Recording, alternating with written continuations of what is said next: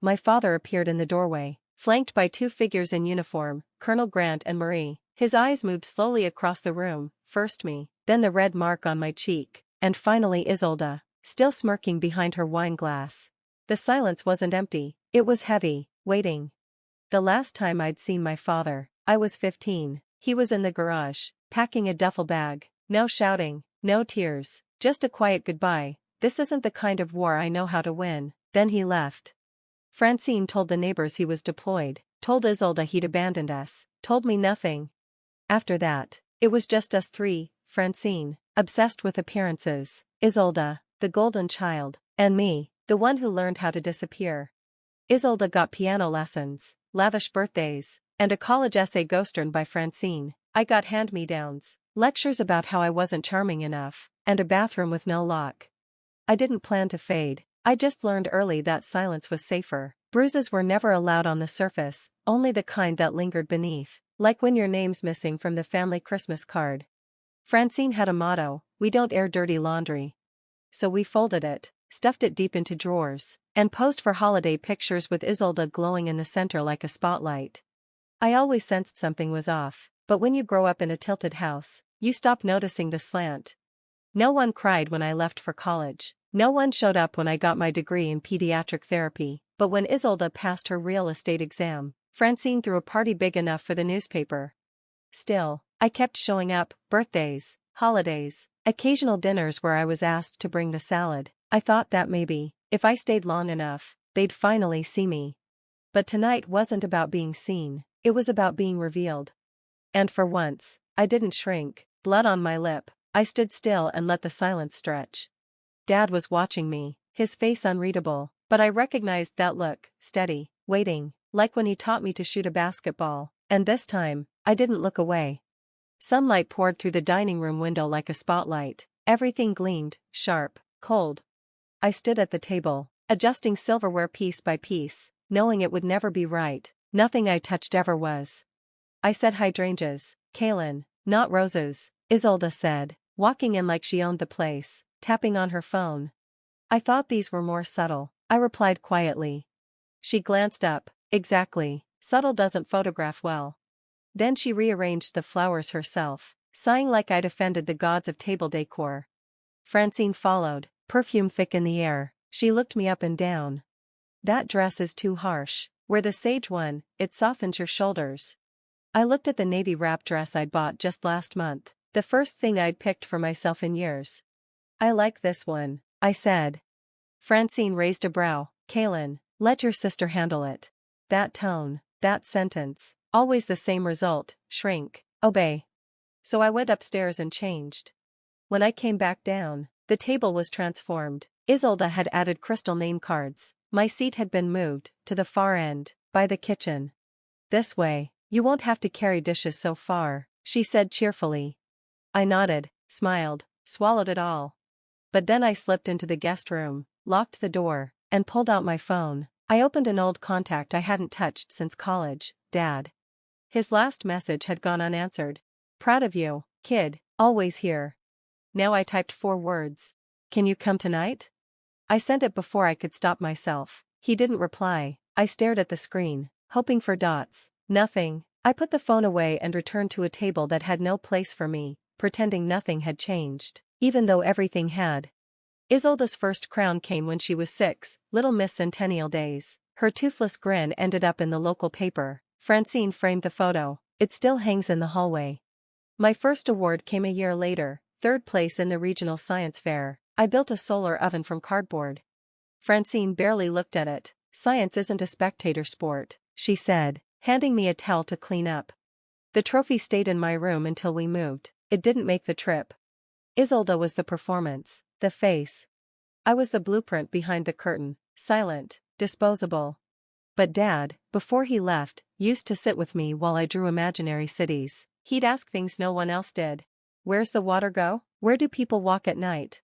He made me believe my quiet thoughts mattered, that they could become real. When he left, a part of that belief left too. Francine claimed he'd left for another woman. She burned the letter he wrote, changed the phone number. But a few weeks later, I found a postcard hidden in a library book I'd left outside, from Colorado Springs. His handwriting was still the same. "You're not invisible, Cal, love you always." I tucked it behind the lining of my jewelry box. It's still there. The edges of the postcard are curled now, from how often I've read it. I never wrote back, not because I didn't want to, but because I wasn't sure I was allowed. Isolda used to call me Dad's little sidekick.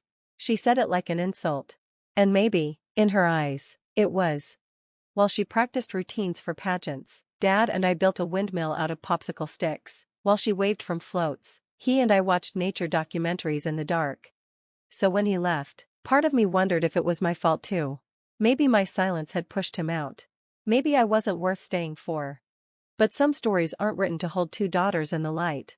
One shines, the other fades. Maybe that's why, when I finally sent that message, I wasn't sure the light would remember how to find me. The roast was dry. Francine blamed the oven. I blamed the tension thickening the air with every fake smile. Mrs. Lockhart, the politician's wife, sat across from me, her blouse worth more than my paycheck, but her voice was warm, her questions felt real. "So, Callan, you work with kids, special needs?"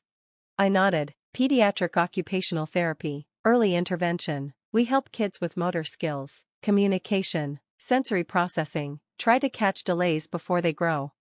Her eyes softened. "That's such important work. I imagine it takes a lot out of you." "It does," I said, "but it gives something back, too." There was a little boy, nonverbal, completely shut down. We started with bean-bag tosses, slow, steady. After 2 months, he ran down the hallway to hug me goodbye. The table quieted. For a moment, people actually listened.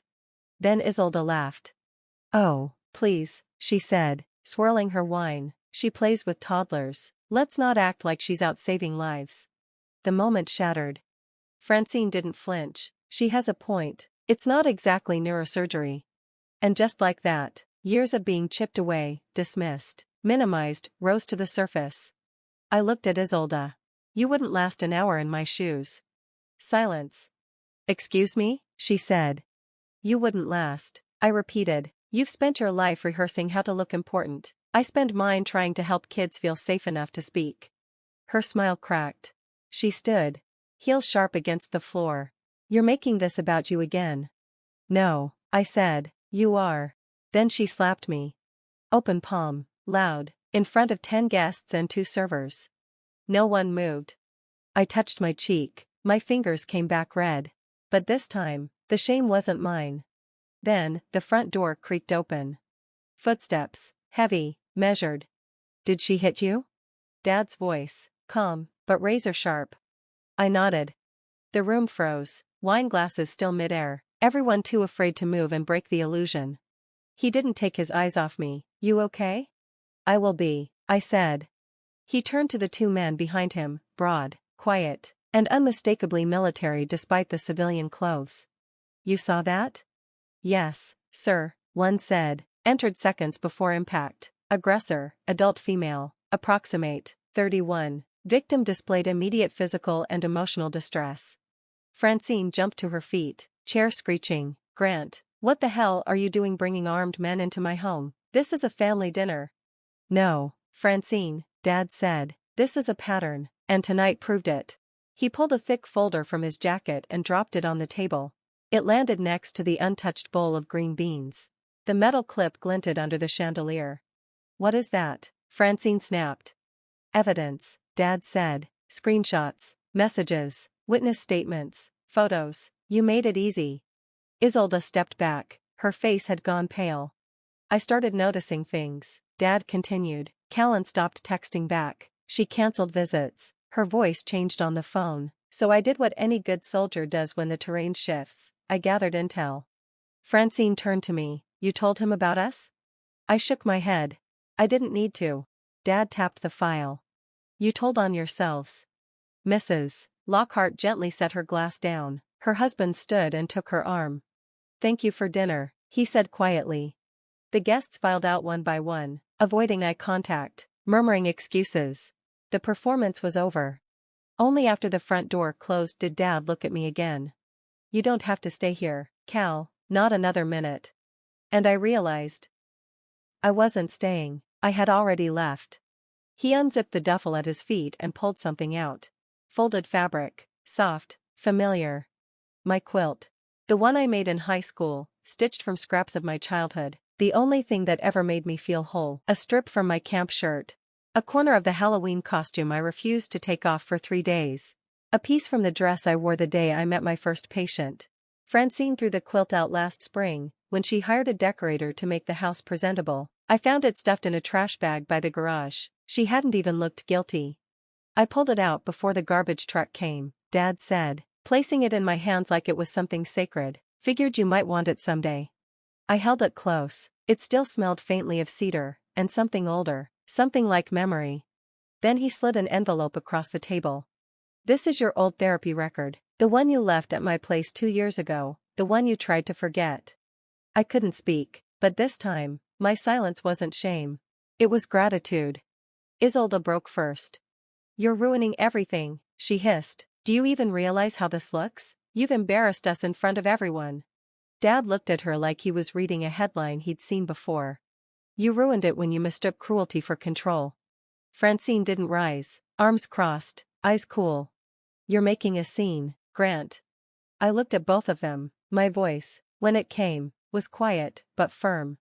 No, you made the scene, you wrote the script, you chose who got to shine, and who had to shrink. They stared at me, like I'd done something unnatural just by speaking. But I didn't cry, not this time. I'm leaving this house, I said, and I'm leaving your story. Then I turned, quilt in hand, and stepped into the night, cold air brushing my skin, the kind that lets you know you've stepped into something new. The apartment was small. 1 bedroom, a humming fridge, a window that looked out over the streetlight. But it was mine. The lease had my name on it, only mine. I brought 3 things the first night. The quilt, folded neatly at the foot of the bed. A shoebox of postcards Dad had saved, every one I'd ever sent. A small, stubborn plant Dad promised would grow in any light. I didn't bring much else. I didn't need to. The day after I moved out, Francine texted. You always overreact. I hope someday you realize what you've thrown away. I stared at it for a moment, then archived it. No reply. Isolda never texted at all.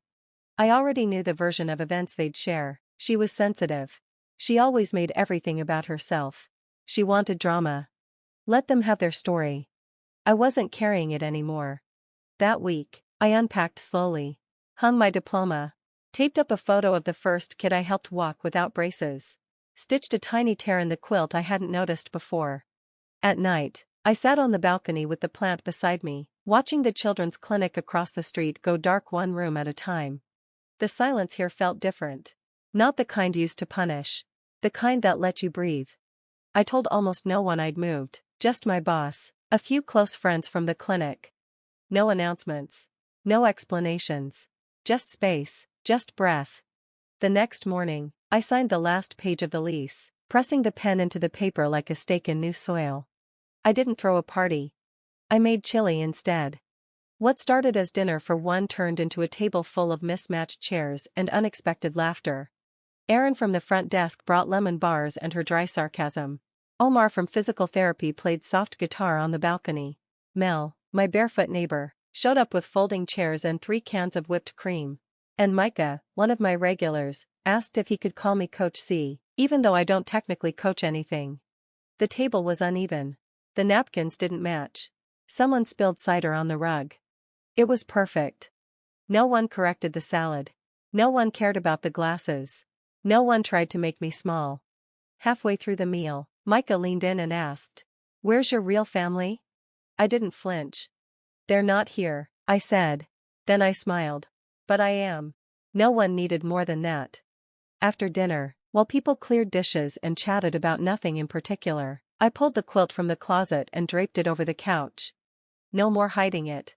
No more folding myself to fit someone else's comfort. The quilt had frayed edges now. A few loose threads. But it was still mine. Still whole. Just like me. Someone asked if we could do this again. I said yes, without hesitation. Because somewhere between passing the cornbread and listening to Micah talk about fossils, I realized I wasn't rebuilding what I'd lost. I was building something new. Something I'd never had. And for the first time, I wanted to stay in the story I was writing.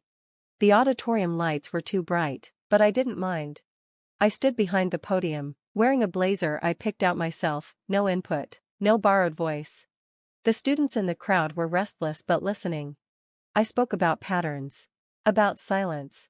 About how healing isn't always loud, and sometimes, the bravest thing you can do is walk away without offering an apology. Halfway through, I saw her. Back row, fourth seat in. Maybe 14, maybe 15. Hair tucked behind her ears, shoulders tight. Tears running silent down her cheeks. I didn't single her out. I just kept talking, softer now, for her. Afterward, she found me near the door. "How did you know when it was time to leave?" she asked. I didn't rush the answer. When I stopped waiting for them to change, I said. And started believing I deserved something better. Even if they never saw it. She nodded. That was enough. I walked out alone. The air was crisp and clean. There was nothing left to brace against. There would be more talks. More girls like her. More stories waiting to be told. And wherever I went, I'd carry my voice. Not as a weapon. But as a compass.